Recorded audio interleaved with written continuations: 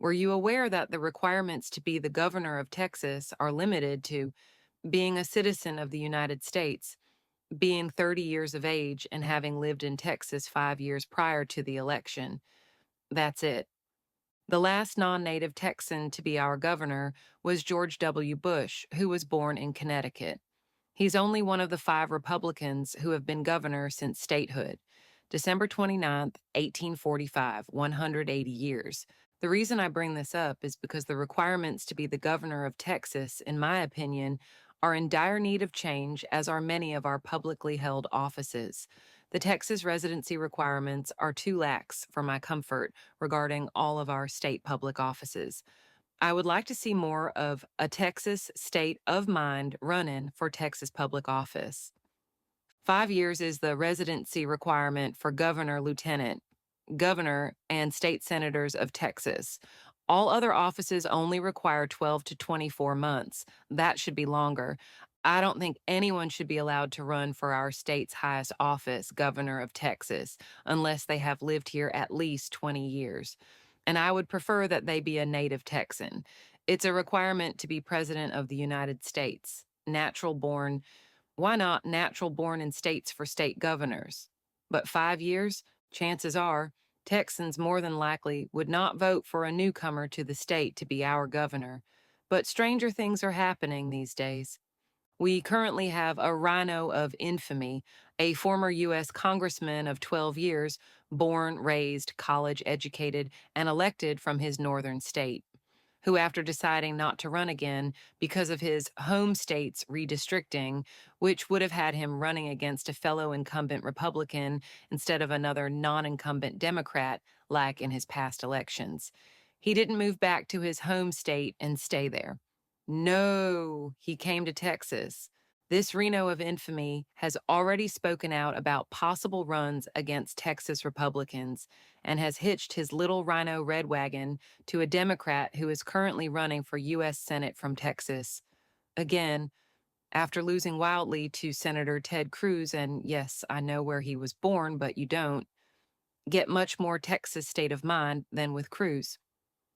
Why he left his home state to come to Texas and possibly run for office has me scratching my head. How many more will do this? How many more non Texans will come to our state to run our state? Texas has been a long sought after target of the Democrats since we have turned red from our decades of blue. Let's speak to our representatives about changing these requirements. It's not impossible. The last changes were made on November 2nd, 2021, in Proposition 4 for certain judicial offices. Let's see if we can get this rectified soon before we end up with a short timer transplant as governor of Texas, courtesy of George Soros and his family. On Thursday, August 7th, 2025, President Trump signed an executive order directing financial institutions to stop their Obama era of debanking. Back in Obama's day, Operation Choke Point, initiated by the Mexico gun-running Eric Holder's Department of Justice, targeted legally operating companies by strong-arming our banking industry. On November 21st, 2014, William Isaac, the former chairman of the Federal Deposit Insurance Company, FDIC, penned an article for the Wall Street Journal titled, "Don't Like an Industry." Send a message to its bankers describing the Obama Holder Justice Department "I can't breathe" chokehold forced on American bankers. The government has gone after 24 businesses, including ammunition dealers, check cashers, payday lenders, telemarketers, firearms and fireworks vendors, raffles, pharmaceutical sellers, surveillance equipment firms, and home-based charities. The Justice Department and several regulators have pressured banks to close accounts with these businesses on a sweeping industry-wide basis without any proof of wrongdoing. By choking off their access to bank services, the government is attempting to shut these industries down or drive them underground.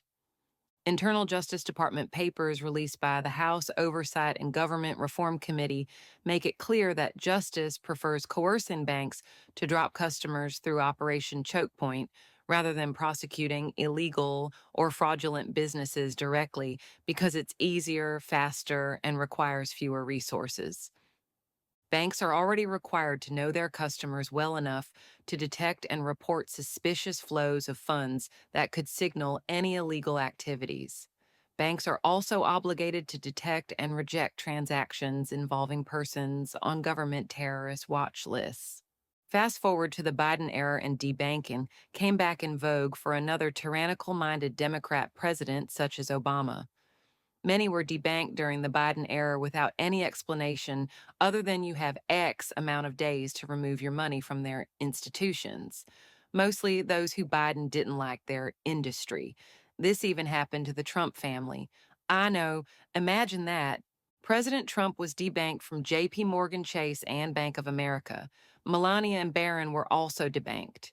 Sources at the banks, the largest and second largest in the U.S. in terms of assets, confirmed the case stemmed from the controversy surrounding Trump's actions that day, referencing January 6th, and threats from President Joe Biden's bank regulators that banking the former president's money put them in danger of falling afoul of rules that prohibit financial institutions from doing business with individuals and companies that present a reputational risk. Meanwhile, the Biden family was the subject of 220 suspicious activity reports filed by 6 banks, as required by FDIC regulations. As mentioned in Mr. Isaac's quote above, on their 20 LLCs during Biden's time in office as Obama's vice president. As referenced in the book, All the President's Money, by Representative and Chair of the House Oversight Committee, James Comer of Kentucky, an analysis of the Biden banking records, along with testimony from Hunter's business associates before the committee, showed millions coming in from Chinese, Ukrainian, Romanian, and Kazakh sources, according to Comer's book. Jim and Hunter were supposedly being paid by foreign companies to find them business leads and customers. However, there were no products sold or investment advice being dispensed, Comer said, adding that the shell companies were simply taking in cash for access.